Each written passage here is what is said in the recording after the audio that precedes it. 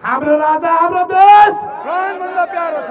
राजाले देश बचाऊ, राजाले देश बचाऊ। जम्मा 5 जनालाई मैले भन्दैछु 5 जना ठुल्ठुला पार्टीका राजेन्द्र लिङ्गदेल, दुर्गा परसाई, केशर बारबिष्ट विभिन्न छ नि अहिले 5 वटा। यी 5 वटा पार्टीका ठुल्ठुला शीर्षस्थ नेताहरू छिटोभन्दा छिटो भोलि र पर्सिमा बसेर आन्दोलनको घोषणा गर्नुहोस् भन्ने उहाँलाई मेरो तर्फबाट सुझाव। होइन भने तपाईँलाई डन्डा लिएर म आउँदैछु। म सेनाको मान्छे हुँ, चेनल अफ कमान्ड मान्छे हो। मलाई मेरो देश र मेरो आमाको अस्मिता लोडेको छ। यो देश बचाउने भनेको सेनाको सिपाहीले बचाउँछ, खबरदार हो कि होइन? अब एउटै कुरा पनि धेरै भन्दिनँ, म धेरै कुरा जान्न।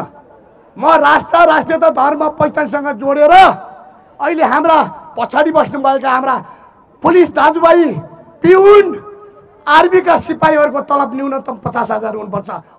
हामीले राजा जहिलेसम्म राज संस्थामा राजालाई गुनास्था गर्न सक्दैनौँ, श्रीवेश लाउन सक्दैनौँ, त्यसैसम्म हाम्रो आन्दोलन जारी हुन्छ भने पनि यहाँ म सम्पूर्ण साथीहरूलाई आग्रह गर्न चाहन्छु। किनभने हामी यो देशमा चाहिँ नि गणतन्त्रवादी भ्रष्टाचारी नेताहरूले यो देशका नेताहरूलाई बाटोमा हिँड्ने बटुवाहरूलाई माग्ने बनाइसके, साहु महाजन बनेर उहाँहरू धेरै धनदे भइसके, तर काम गरेर खान पर्ने वातावरणको समेत उहाँहरूले दिनुभएको छैन। त्यसैले यो देशमा राजा किन हटाएको छ भन्दा आम नागरिकले थाहा होला नि, यो देशलाई लुटेर खोक्रो बनाएर बलात्कार गर्नलाई राष्ट्रता फैलेको महसुस भएको छ, हो कि नजान्थ्यो पनि बुझेका छैनन्। यिनीहरूलाई लटरपटर पार्न सकिन्छ भन्ने अभिव्यक्तिका साथ यिनीहरू अगाडि बढिरहेका छन्। अहिलेका युवाहरूले घर घरमा बसेर आफ्नो युट्युब च्यानलमा हेरेर राजा र यिनीहरूको डिफिनेसन के छ भन्ने कुरो प्रमाणित गरेर तपाईँहरू यहाँ आउनुभएको छ। सम्पूर्ण युवा साथीहरूलाई आह्वान गर्न चाहन्छु, तपाईँहरू यी राजा हाम्रा राजाको पक्षमा, श्रीपाद ज्ञानेन्द्रको पक्षमा जनरहर उत्पादन गर्नको लागि काफी हुनुहुन्छ। हेर्नुहोस् युवा साथीहरू, हामीलाई सबैले सधैँभरि यी दलहरूले एउटा चाहिँ एकदम नबुझेका मान्छे, केही पनि नभएको मान्छे भन्ने जस्तो एउटा पंडित हिसाबले अगाडि बढिरहेका थिए। हेर्नुहोस्, तपाईँहरूलाई म संसद भवनबाट उद्घोष भएकाहरू छन्। गगन थापाले एमसीसी पारित गर्दाखेरि पनि एउटा कुरा हामीहरूलाई भनेका थिइन्, मागेर ल्याउने जस्ता कुराहरू। अस्ति भर्खर योगेश भट्टराईले राजनीतिक कमिटमेन्टमा कुनै पनि हालतमा हामीले गरेको भ्रष्टाचारका फाइलहरू खोलिने छैनन् भन्नुको अर्थ हामीले खायौँ, हामीले पचायौँ भन्न खोजेको हो। त्यसकारण हेर्नुहोस् युवा साथीहरू, यिनीहरू सकिनेको आधार भनेको त्यही हो। त्यसकारण उनले यो भन्नु भनेको हामीले खायौँ भन्न खोजेको हो। यसकारण साथीहरू, हामी भन्न चाहन्छौँ, बिपी कोइरालाले पनि पहिला राजा, राष्ट्रवाद, राष्ट्रियता, जनता अनि समाजवादलाई भनेको थिए। अहिले त्यो नेपाली काङ्ग्रेसले छोड्यो, अब नेपाली काङ्ग्रेस रहेन युवा साथीहरू।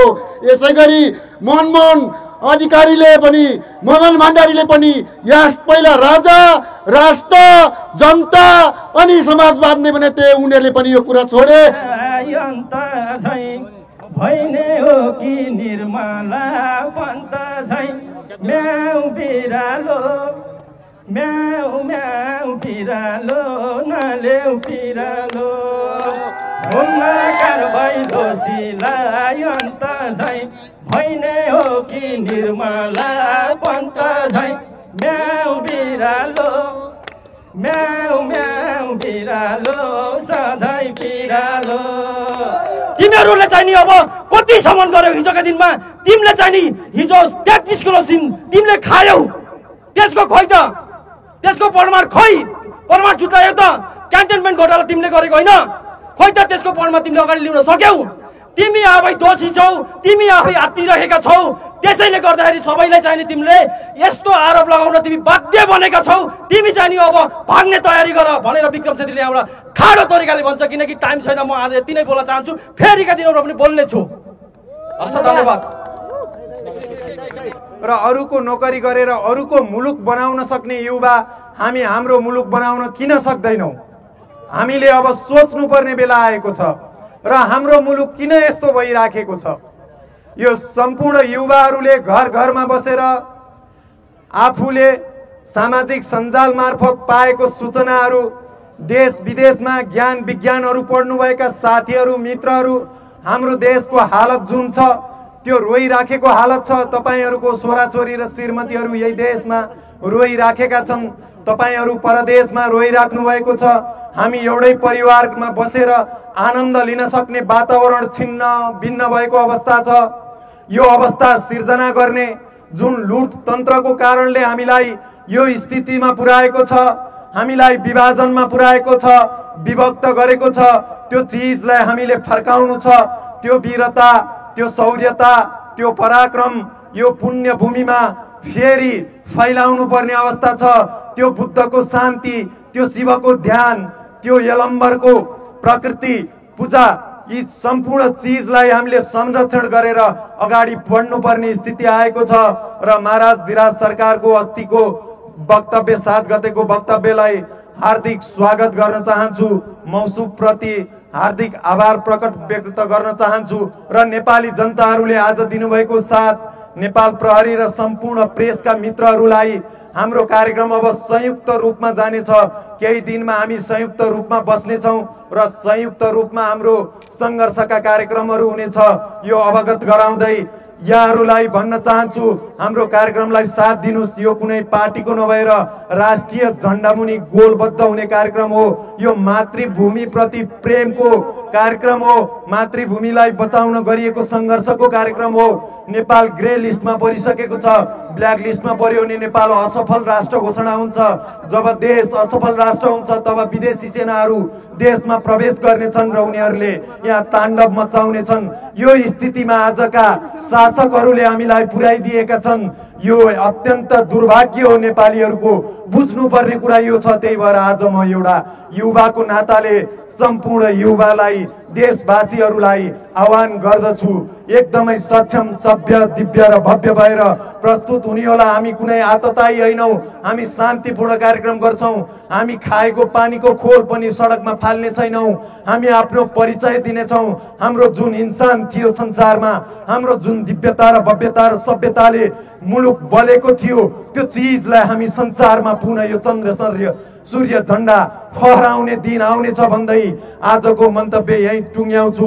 यहाँहरूलाई पुनः हाम्रो सङ्घर्षका कार्यक्रमहरू घोषणा भएपछि पुनः गोलबद्ध भएर राष्ट्रिय झण्डा मुनि आबद्ध हुन र यहाँहरूले साथ र सहयोग दिनुहुनेछ भन्ने आशयका साथ यहाँहरूबाट बिदा हुन्छु। जय राष्ट्रवाद, जय देश, जय नरेश। धन्यवाद।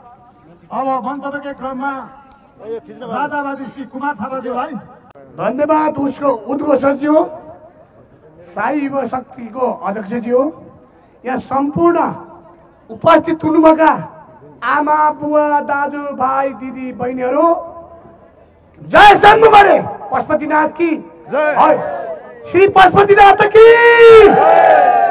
हाम्रो राजा, हाम्रो देश प्राणभन्दा प्यारो छ। राजाले धन्यवाद। अब मैले धेरै भन्दिनँ। राष्ट्रवादीहरू, देशभक्तहरू, देशप्रेमीहरू सबैलाई राष्ट्रिय झण्डा मुनि एकता भएर अगाडि बढिदिनु हुन म सबैलाई चुले निम्तो गर्न चाहन्छु। र मैले एक दुईवटा कुरा भनिहालेँ।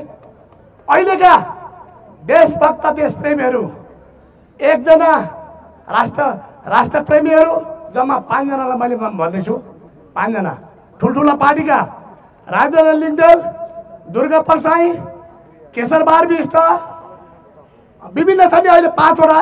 यी 5 वटा पार्टीका ठुल्ठुला शीर्षस्थ नेताहरू छिट्टोभन्दा छिट्टो भोलि र पर्सिमा बसेर आन्दोलनको घोषणा गर्नुहोस् भन्ने उहाँलाई मेरो तर्फबाट सुझाव।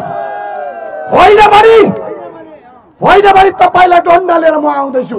म सेनाको मान्छे हुँ, चेनल अफ कमान्ड मान्छे हो। मलाई मेरो देश र मेरो आमाको अस्मिता लुटेको छ। यो देश बचाउने भनेको सेनाको सिपाहीले बचाउँछ, खबरदार हो कि होइन? अब एउटै कुरा धेरै भन्दिनँ, म धेरै कुरा जान्न।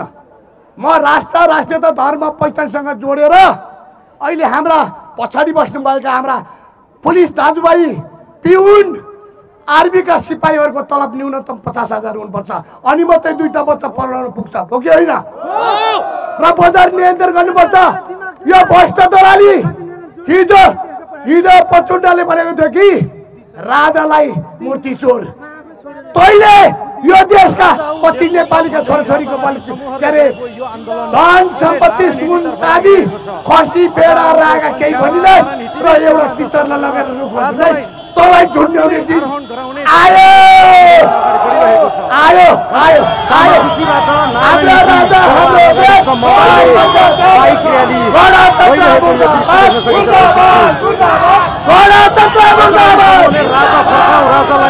हाम्रो राजा हाम्रो देश आन्दोलन गरिरहेको अवस्थामा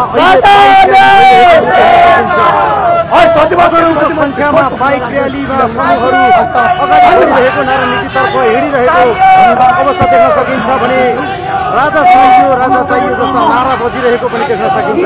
जस्ता राजा आऊ देश बचाऊ जस्तै नाराहरू र प्रधानमन्त्री विरुद्ध लागेका यी नाराहरू नारा नीतितर्फ लागिरहेका छन्। यो भव्य र्याली नारा नीतितर्फ लागिरहेको छ। दर्शकवृन्द अहिले हजारौंको संख्यामा बाइक र्याली लागिरहेको छ भने दशौं हजारको संख्यामा जनताहरू सडकमा उत्रिरहेका छन्। राजाहरू देश बचाऊ जस्ता नाराहरू लागिरहेको देख्न सकिन्छ भने प्रधानमन्त्री विरुद्ध पनि देशै छोड जस्ता नाराहरू गुन्जिरहेको देख्न सकिन्छ। दर्शकवृन्द हाम्रो राजा आउँदैछन् नारा नीति खाली गर जस्ता नाराहरू र प्रधानमन्त्रीहरू विरुद्ध नाराहरू गुन्जिरहेको यो दृश्य देख्न सकिन्छ। नारा नीति संख्यामा युवाहरू अनि जनमानसहरू अगाडि बढिरहेको